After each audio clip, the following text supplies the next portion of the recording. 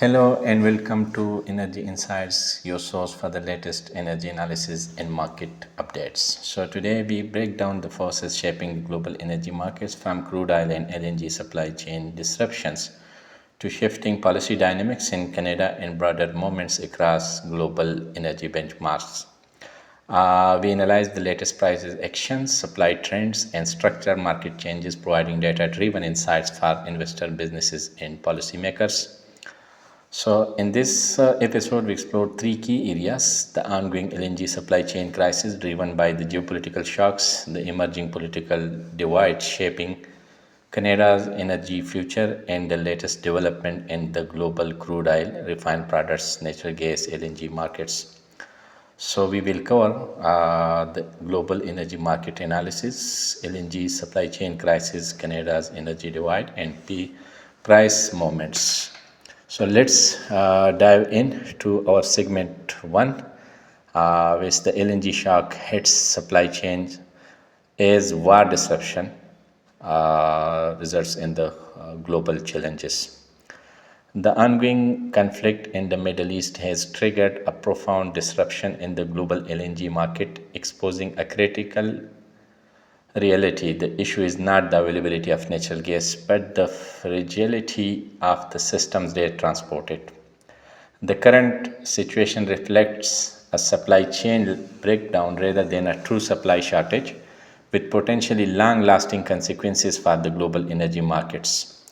Prior to the conflict, global LNG markets were anticipating a period of oversupply, driven largely by rapid expansion in export capacity, particularly from the US LNG export projects. However, this outlook changed abruptly following the military escalation in the region. Strikes targeting energy infrastructure directly impacted Qatar, one of the most critical players in the global LNG supply. In response to the damage of Qatar Energy declared force majeure on several long-term contracts, halting deliveries to key markets. This marked a sharp transition from expected surplus to supply uncertainty. The scale of disruption is significant given Qatar's dominant position in the LNG market. The country accounts for over 15% of the global LNG capacity, with production centered around the South Paras, or we also term it North Field. Damage to the infrastructure linked to this field is expected to take several years to repair, effectively constraining a major portion of the flexible LNG supply, despite the presence of adequate gas reserves. The crisis has also disrupted LNG logistics at multiple levels. Reports of the LNG carriers stranded in the Gulf highlights how supply exists but cannot be delivered efficiently due to operational and security challenges. This has created artificial scarcity in the market, reinforcing the idea that the LNG availability depends heavily on uninterrupted supply chains rather than just production levels. So the price impact has been immediate and severe. According to some sources, the global LNG prices have surged by approximately 80% since the February, when the conflict began. So this sharp increase reflects both the physical disruption and rising price premiums across shipping and trading activities. On the demand side, the effects are already visible. Data reported by some sources shows that the LNG imports into the Asia fell to 20.6 million ton last month, representing a year-on-year decline of 8.6%, the steepest drop since December 2020. This indicates a clear demand destruction as high prices force countries to scale back consumption or seek alternate fuel. In response, several economies, including Japan, are shifting toward the coal-fired power generation to manage costs, highlighting the economic limits of LNG affordability. This trend suggests that sustained high prices could further suppress the LNG demand in the price-sensitive markets. So the disruption has also raised concern about long-term supplier availability. Qatar has historically maintained an exceptional record of timely LNG deliveries, but the current situation has introduced uncertainty and potentially influencing the future contracting strategies and increasing the emphasize on diversification. So, looking ahead, the crisis is likely to reshape the energy planning and procurement strategies globally. While the International Energy Agency continues to project sustained growth in the energy demand, the current disruption underscores the risk associated with the over reliance on complex and the geopolitically exposed LNG supply chains. So, overall, the situation demonstrates that even with the sufficient global gas reserves, disruption in the supply chains can create significant market imbalances. The result is more volatile and risk sensitive LNG market where the logistics, geopolitics, and affordability will play a decisive role in shaping the future energy dynamics. So, this concludes our segment one of today's episode, and now we have to dive into segment two, which is related to the Canada's North America region. So, Canada's energy futures faces a growing political divide. So we will cover this under this segment too. Canada's energy sector is entering a period of increasing political tension as different regions and political groups disagree on the country's long-term approach to oil and gas development versus clean energy transition. This divide is becoming more visible and is starting to influence investment decisions and future energy planning. On one side, oil producing provinces, especially Alberta, continue to strongly support the expansion of oil and gas industry. So the oil sands remain one of Canada's most important energy assets, contributing significantly to export earnings, employment, and government revenues. For these regions, continued development of conventional and unconventional oil resources is seen as essential for economic stability and global competitiveness. On the other side, federal level climate policies and environmentally focused political groups are pursuing and they are pushing for a faster transition away from the fossil fuels. So this includes a stronger emission reduction targets and tighter regulatory frameworks for the carbon intensive projects. As a result, the national policy direction appears less coordinated with different levels of government, often sending mixed signals to the energy industry. So, this growing policy uncertainty is creating concerns for investors. Large oil and gas projects, particularly oil sands developments, require long timelines and stable regulatory conditions. When political direction is unclear or shifting, companies becoming more cautious about committing capital, which can slow down new investments and delay project approvals. So, at the same time, Canada is trying to balance two competing priorities, maintaining its position as a reliable global energy supplier while also meeting climate commitments. So, this balancing act has made energy policy more complex, with occasional shifts in direction depending on the political and economic pressures. The uncertainty is not only domestic in impact. Canada is a major supplier of the crude oil, particularly to the United States, and any slowdown in production growth could influence North America's supply dynamics and potentially support the global oil prices. Conversely, continued expansion of the oil sands output would reinforce Canada's role as a stable but carbon intensive exporter in the global markets.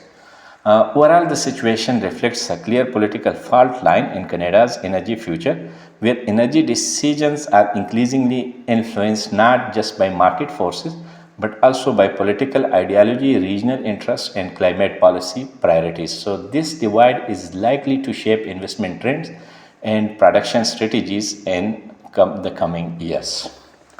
So from the segment 2, now we have to move into segment 3, which is the global energy market analysis as of today. So global energy markets are currently exhibiting a two-speed structures, where the crude oil and refined products are showing strong bullish momentum, while the gas and LNG markets remain relatively stable with limited volatility. The overall trend reflects tightening oil fundamentals, strong product demand, and a well-balanced but sensitive gas market. So, in the crude oil segment, the market shows a clear upward shift in the sentiments. West Texas Intermediate, which normally termed as WTI, as a US reference, has risen sharply to $104.76 per barrel today, increasing by $8.19 as comparison of the last day prices, so which shows an increase of 8.48%. indicating a strong tightening in the US supply demand balance and robust refinery pull. Similarly, the European benchmark, the Brent crude oil, has increased to $102.14 per barrel, gaining $6.94 as a percentage of 7.29%, reflecting a strong global demand expectations and sustained geopolitical risk premium in the Atlantic basin pricing.